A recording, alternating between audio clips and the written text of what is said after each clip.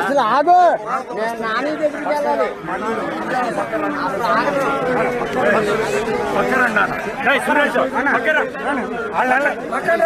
మీరు రండి అజయ్.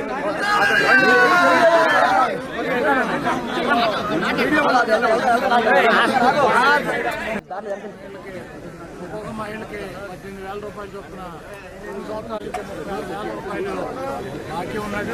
అదేవిధంగా ఈ రాష్ట్రంలో 3,000 రూపాయలు గుర్తిస్తానని చెప్పాడు. 10-30 లక్షల మంది నిరుద్యోగులకి 52,000 రూపాయలు ఆయన బాకీ ఉన్నాడు.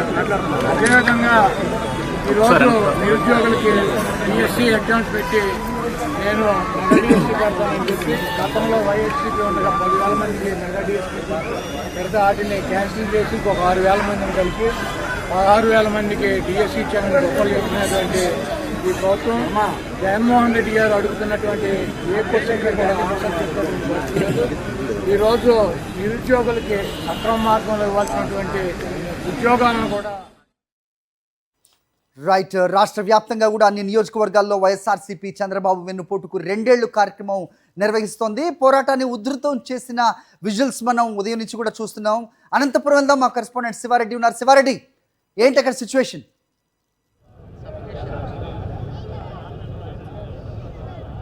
హరి, చంద్రబాబు సర్కారుకు వ్యతిరేకంగా అనంతపురం జిల్లా వ్యాప్తంగా పెద్ద ఎత్తున ఉద్యమాలు జరుగుతున్న పరిస్థితి కనిపిస్తోంది. ఎందుకంటే చంద్రబాబు వెన్నుపోటుకు 2 ఏళ్లు పూర్తయిన సందర్భంగా రాష్ట్ర వ్యాప్తంగా అన్ని నియోజకవర్గాల్లోనూ నిరసన కార్యక్రమాలు జరుగుతున్నాయి. చూడొచ్చు, అనంతపురం అర్బన్ నియోజకవర్గానికి సంబంధించి అనంతపురం నగరంలో లలిత కళా పరిషత్ నుంచి క్లాక్ టవర్ వరకు భారీగా ర్యాలీ జరుపుతున్న పరిస్థితి కనిపిస్తోంది. అనంతపురం అర్బన్ సమన్వయకర్త వైఎస్ఆర్ కాంగ్రెస్ పార్టీ జిల్లా అధ్యక్షుడు అనంత వెంకటరామరెడ్డి గారి ఆధ్వర్యంలో చూడొచ్చు, ఒకవైపున చంద్రబాబుకు వ్యతిరేకంగా ప్లకార్డులు ధరిస్తున్నారు. అదేవిధంగా పవన్ కళ్యాణ్కు వ్యతిరేకంగా కూడా ప్లకార్డులు ధరించి నిరసన తెలియజేస్తున్నారు. ఇందులో పెద్ద ఎత్తున యువకులు కావచ్చు, మహిళలు కావచ్చు నిరసన తెలియజేస్తున్న పరిస్థితి కనిపిస్తోంది. ప్రధానంగా గత ఎన్నికల సందర్భంగా ఇచ్చిన హామీలు ఎందుకు అమలు చేయలేదంటూ యువత నిలదీస్తున్న పరిస్థితి కనిపిస్తోంది. దీంతోపాటు తాజాగా డిఎస్సి అక్రమాలపై సిబిఐ విచారణ చేయాలని డిమాండ్ చేస్తున్న పరిస్థితి కనిపిస్తోంది. కొంతమంది పార్టీ నేతలతో ఒకసారి మాట్లాడదాం. ప్రధానంగా ఏం డిమాండ్ చేస్తున్నారు? ఎందుకంటే వెన్నుపోటుకు 2 ఏళ్ల కార్యక్రమం నిర్వహిస్తున్నారు. ఏం చెప్పదలుచుకున్నారు ప్రధానంగా ఈ కార్యక్రమాన్ని ఉద్దేశించి మీరు? చంద్రబాబు నాయుడు గారు ఏవైతే ఎన్నికల హామీలు ఇచ్చారో ఆ హామీలన్నిటిపైన కూడా ఈరోజు 2 సంవత్సరాలు పూర్తి కావస్తున్నా కూడా నోరు మెదపడం లేదు. చంద్రబాబు నాయుడు కూటమి ప్రభుత్వంలో భాగస్వాములు పవన్ కళ్యాణ్ కూడా నోరు మెదపడం లేదు. ఎందుకంటే ఈయన ప్రశ్నిస్తా అనేవాడు ఈరోజు ప్రజల పక్షాన లేకుండా కేవలం చంద్రబాబు నాయుడు గారి కాళ్ళకు మొక్కే ప్రయత్నం చేస్తా ఉన్నాడు. డిఎస్సీలో అక్రమాల పట్ల బాధ్యత వహించాల్సింది లోకేష్ గారే. తర్వాత డిఎస్సీలో అక్రమాల పట్ల సిబిఐ ఎంక్వైరీ చేయాలని చెప్పేసి వైఎస్ఆర్ పార్టీగా మేము డిమాండ్ చేస్తాం. మాజీ ఎమ్మెల్యే అనంత వెంకటరామరెడ్డి గారు వచ్చారు. ప్రధానంగా ఈ కార్యక్రమాన్ని ఉద్దేశించి ఏం డిమాండ్ చేస్తున్నారు?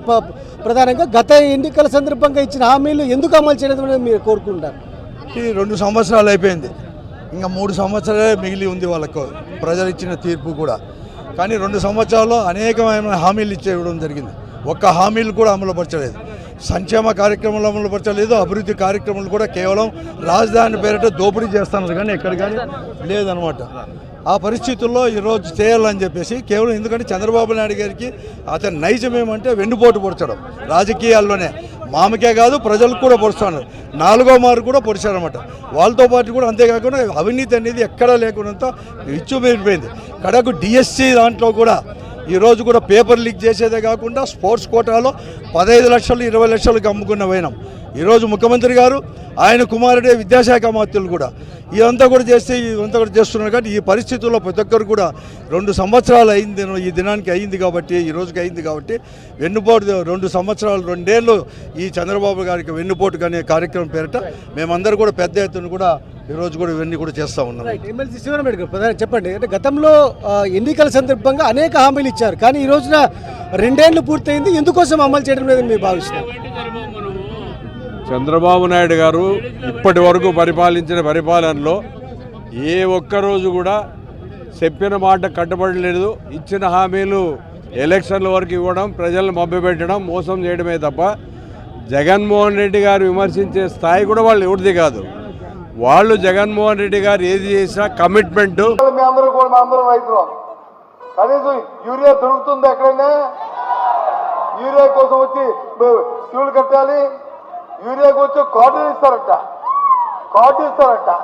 మీకు ఎంత పడితే అంటే ఏదైతే మనం రేషన్లో బియ్యం కొనుక్కుంటామో, లేదా రేషన్లో పంచదార కొనుక్కుంటామో, లేదా రేషన్లో ఇంకో వస్తువు కొనుక్కుంటామో, అలాగే రైతు పండించే పంటకి కావాల్సిన యూరియాని ఇవాళ కార్డు ఇచ్చి చేసుకున్న దుస్థితికి, దుర్మార్గమైన పరిస్థితికి ఇవాళ ఈ ప్రభుత్వం చేకూరింది. ఇవాళ అంతేకాదు ఆ పంట పండితే కొనే నాదుడు లేడు, కొనే దిక్కు లేడు, అడిగితే సమాధానం చెప్పే దాదు లేడు. ఎంతసేపు ఒకే మాట, నేను చేశాను. ఏం చేశావు? ఇవాళ గ్రామాల్లో పోతే విద్యాలయాలు ఆ స్కూళ్ళు చూడండి. ఆ రోజు జగన్మోహన్ రెడ్డి గారు ముఖ్యమంత్రిగా ఉన్నప్పుడు ఆ గ్రామీణ ప్రాంతాల్లో స్కూల్ని ఎంత సుందరంగా తీర్చిదిద్దామో ఇవాళ ఏం దుస్థితిలో ఉందో ఆలోచన చేయండి. 1 కాదు 2 కాదు, ఏ కార్యక్రమం తీసుకున్నా సరే మళ్ళీ పైపచ్చు నేను బాగా చేశాను అని బ్రహ్మాండంగా చెప్పుకోవడానికి ఇవాళ తప్పపెడుతున్నారు. చాలా దుర్మార్గం చంద్రబాబు నాయుడు. ఇందాక అనుస చెప్పింది, ఎలాగైతే నీ మామకి ఎన్నో పొడిచావో, ఎలాగైతే మీరు వచ్చి ఏ రకంగా అయితే ఆ అధికారాన్ని లాక్కున్నావో, అలాగే మాయమాటలు చెప్పి, అలాగే మోసం చేసి ఈ ప్రజల దగ్గరికి వచ్చి మాయమాటలు చెప్పి ఇవాళ అధికారం చేయించుకున్నావు. సరే, దురదృష్టం. ఒకసారి ఓటు చేసిన పాపానికి 5 సంవత్సరాలు అనుభవించాలి మనం. కానీ ఎంత ఇచ్చానో ఒక్కరోజు కూడా ఈ ప్రభుత్వం కొనసాగడానికి వీల్లేదు.